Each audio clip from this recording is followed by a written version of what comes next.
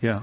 The Prophet ﷺ said that Allah subhanahu wa ta'ala will answer the dua of a person until that person says, da'utu fada'utu, or da'utu wa da'utu falam yustajab li. I prayed and Allah did not answer me.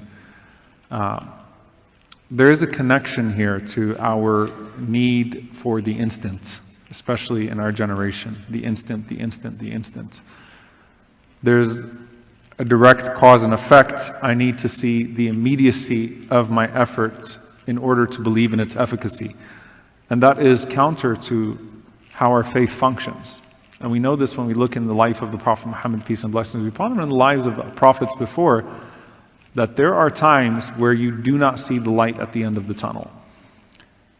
Yusuf alayhi salam, you read the story of Yusuf, the story of the Prophet Joseph, peace be upon him, from start to finish, and it's only a few pages, and that in and of itself is grueling. Imagine having lived that reality for 20 years before you see the end of it.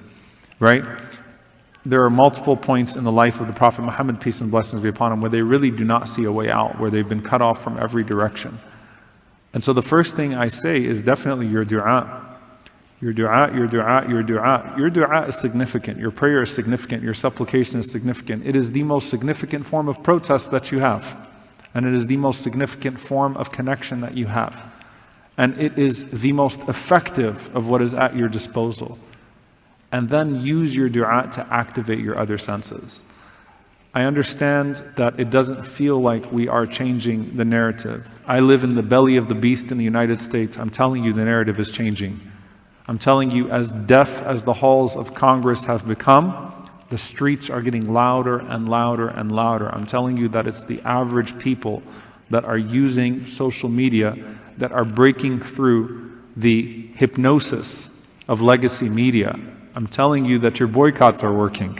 Clearly, they're putting pressure on corporations, and big CEOs will think twice next time they make a donation to the IDF, or they want to make a donation to the IDF or express solidarity or operate out of settlements. It is making a difference. Is it the pace that we would all like? Of course not. But Allah knows and we don't know. But we don't live for this life. And oftentimes we feel like our efforts are insignificant, but we don't know which deed it is that's going to provoke something significant. We don't know which effort of ours is going to be the one that Allah puts barakah in and it breaks through. And so what's effective is sustained collective work. Sustained collective work. Emphasis on both of those words. Sustained. Israel is counting on us to get tired.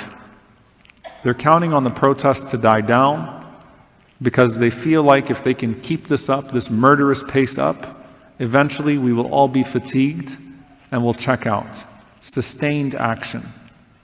Keep that in mind. The second thing is collective.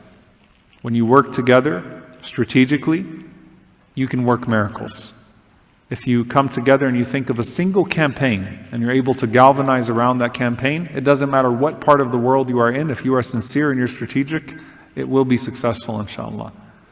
When will this end? We don't know.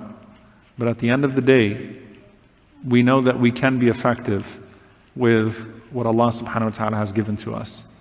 So keep at it and just know that the timeline is in Allah's hands, but the deeds have already been provided to you.